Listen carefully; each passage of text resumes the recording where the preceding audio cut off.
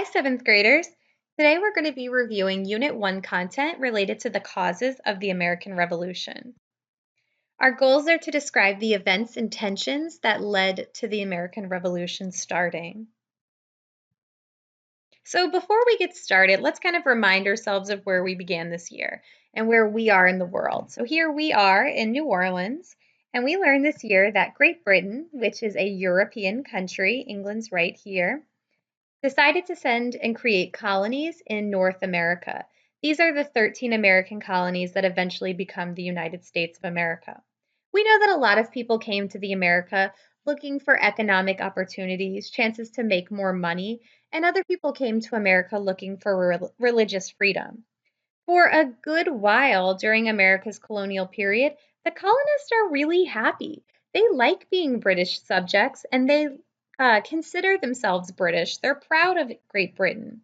But we learn early on in Unit 1 that there is an issue that happens that leads to the colonists changing how they feel about Great Britain and ultimately declaring their independence. And this problem begins with the French and Indian War. In the French and Indian War, Great Britain and their American colonies are fighting a war against France and the Native Americans. All groups are claiming that they have a right to the Ohio River Valley right here. They all want access to it because there are lots of rivers there, and that is important for them for trade. So they want the Ohio River Valley for its river valleys and the ability to trade using it. So this war breaks out, and this is where things change. So here at our notes, it says, in the American colonies' early days, they had a friendly relationship with their mother country, Great Britain. This changes after the French and Indian War. The French and Indian War, the reason why this changes things is it's very costly. It was an expensive war. Great Britain does win this war, but when it's over, they kind of look around and think, whoa, we lost a lot of money to this, and I'm afraid that the Native Americans are now going to fight us for this land. So Great Britain is going to make some choices that lead to problems between the country Great Britain and its colonies. Here we see a map of how the colonies were divided out before the French and Indian War, and then what it looked like after the French and Indian War when France loses and Great Britain wins. We see that France loses all of its territory in North America, and now it's just the Spanish and just the British. And we also see this proclamation line of 1763 right here. So let's take a look at what that was, because this is going to be one of the big problems that Great Britain has with the colonies. So the proclamation of 1763 was the first offense. It prevented American colonists from settling past the Appalachian Mountains. The British issued this proclamation to prevent financing additional fights between the natives who lived in the land and the colonists who were looking to move into their land. So here's what the British are thinking. They're thinking, we just won a war, and we don't want to fight in another one. So we are going to let the Native Americans have their land. They've been there longer. We're just not even going to mess with it. They're thinking that this is a good thing. It's going to prevent fighting and save lives.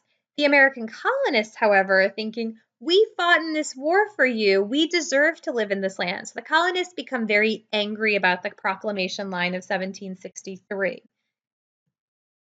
And that's not the only thing that upsets the colonists after the French and Indian War. Remember, we said that the French and Indian War was really expensive. So one way that Great Britain planned on getting that money back was by taxing the colonists. Two taxes were the Sugar and the Stamp Acts. The Stamp Act was just a tax on anything that was paper. So playing cards, drawing paper, anything printed on paper had an extra tax to it. And the Sugar Act was a tax on sugar. This angered the colonists because they had to pay extra taxes on British goods. That means that anything they're buying from Great Britain, and they're making them buy everything from Great Britain, is more expensive.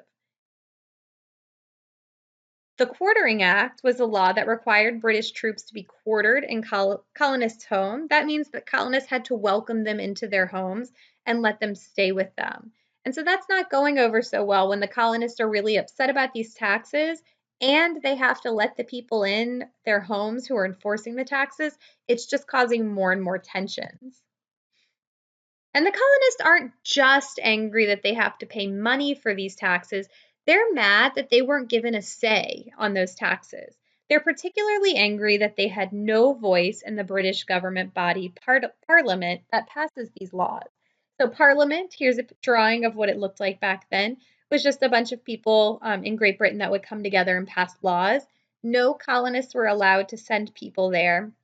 And so the colony said these laws and taxes are not fair. We were not given representation in your government. So they begin the cry of no taxation without representation. They're saying, we would pay these taxes. We'd be willing to spend extra money for you, but you have to let us decide and vote in favor of these taxes. You can't just tell us what to do.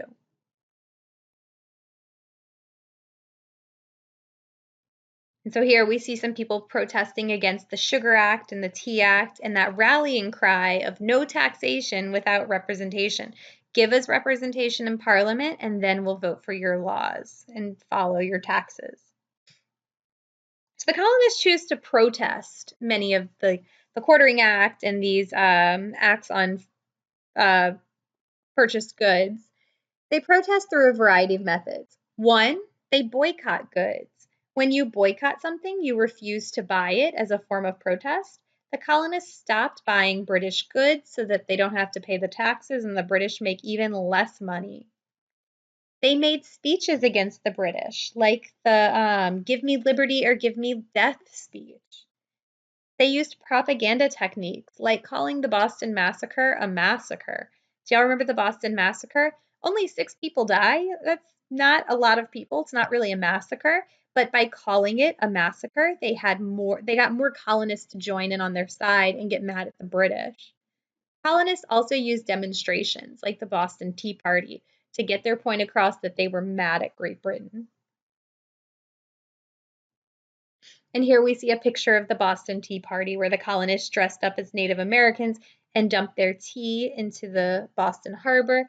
Again, this is a protest. They're upset that they have been taxed without given proper representation in Parliament.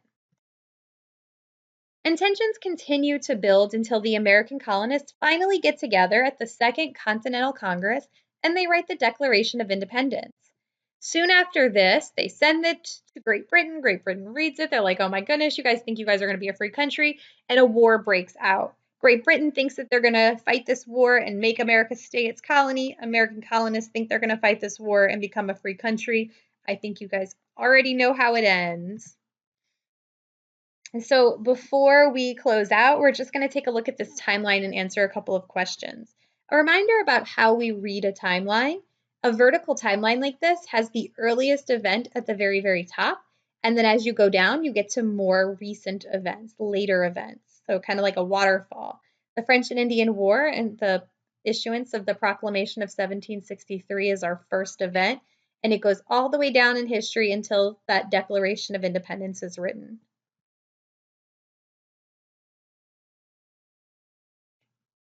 All right, and you have some review questions on the bottom of your page. You have a great day.